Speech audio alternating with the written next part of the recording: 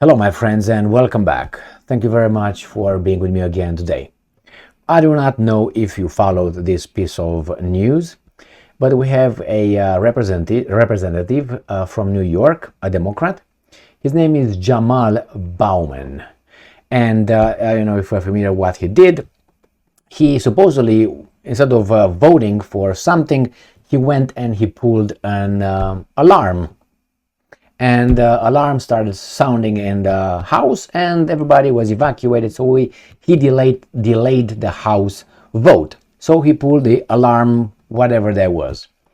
Now the guy is either stupid, or he's a liar, or both. Now he's going to argue first that he did not pull that alarm, fire alarm, and then he's going to say, yes, I did, but I didn't know that is a fire alarm. So if you're so dumb, you should not be in the US Congress. And we have here a video, a 3-minute video, which features this Republican, if you're familiar with this one, right there. And she's going to explain, you see that the fire alarm right over there on the wall?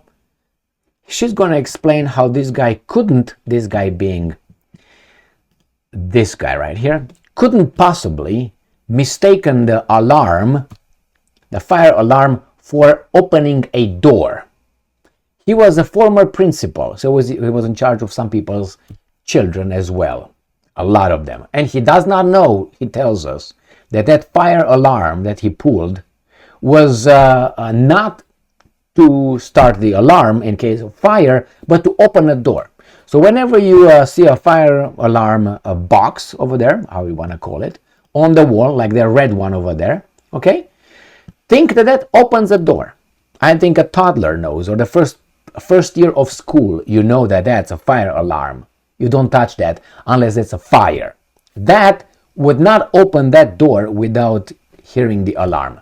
So let me show you 2 articles with this idiot, and then I will play her, and I will play her video, and then she's going to show us how that worked, what you're supposed to do, and why this guy is lying. All right, so first the article. Democrat Jamal Bowman denies pulling fire alarm to delay House vote. Well, the intentions, it's always hard to find the intention, discover why that happened, the intent. But you know that happened.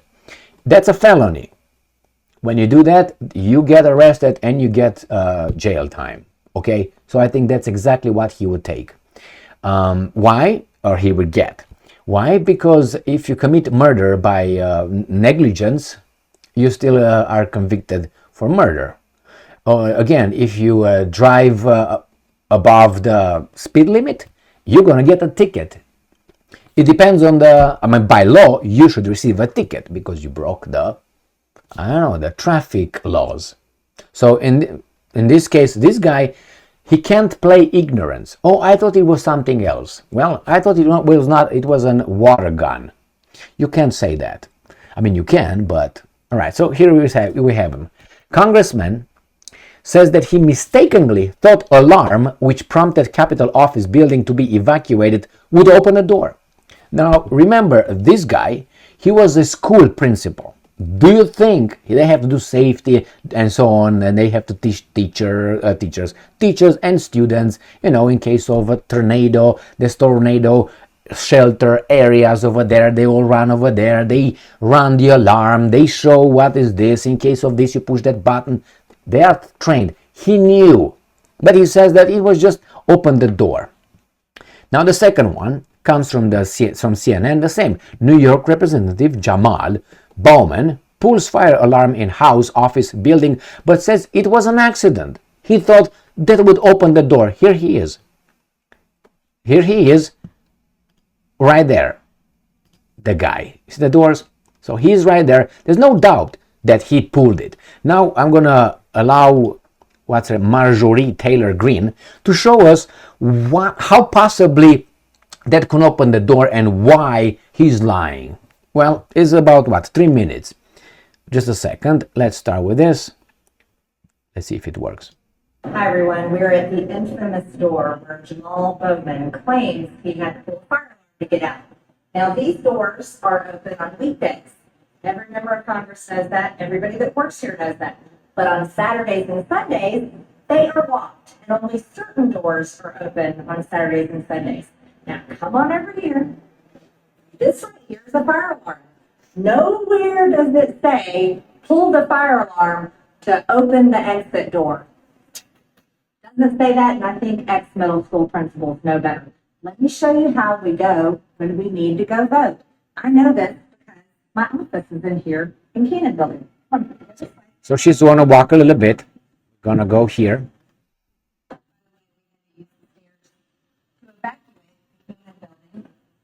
Jamal Bowman pulled the fire. They all stopped the vote and they were evacuating for the idiot. For the former principal, see how much money he makes? More than $100,000. Continue to go down the stairs this way. And you can go in the basement and we can walk in the tunnel that goes under the road to the Capitol. We do that all the time, especially if the weather's bad.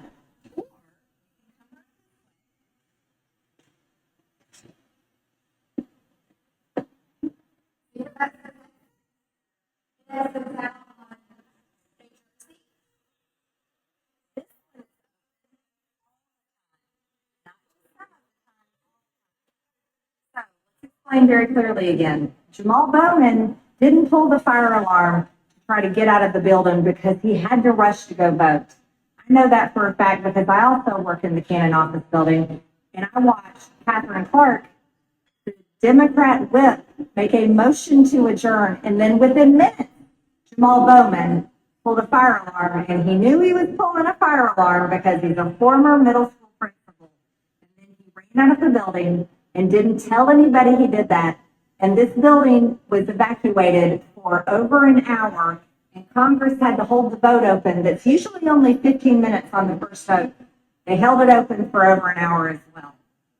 There's some serious problems for Jamal Bowman, and he needs to be prosecuted for violating the same federal law that they prosecuted January 6th defendants and President Trump.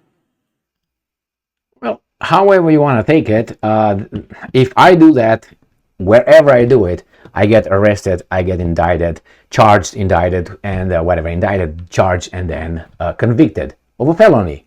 Well, I'm expecting in this country where the rule of law is paramount to happen the same thing. I guarantee you that would not happen. So that tells you that What if we live to 100? I don't want to outlive our money. I keep eating all these chia seeds. I could live to be 100. Shut up. All right, my bad. I didn't know these guys because they stopped the video. I stopped the video and then just started the commercial anyway. So if that's how they teach us to say, wait a minute, you ask me to pay the taxes, to follow the traffic mandates, laws, how we want to call it, not to steal, not to do this, obey this, do this, do this, do this, do this, and this guy in plain view does it and is not going to receive anything. Well, if you see that, you say, well, if nothing happens to him, it shouldn't happen to me either. So a lot of people might be inclined to disobey the law.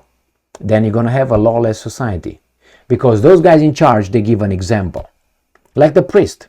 If the priest tells you to do this, to do this, to do that, and then he's not doing it, why would you think that he can, have a communication through him in God? He lost his holiness or whatever he claims he has, So, but this is happening all the time. The problem is how dumb this guy is, and maybe he knows that nothing will happen to him. That means he thinks he's above all of us, and they think that way. Remember how they ask us to be like dogs with masks on? Remember?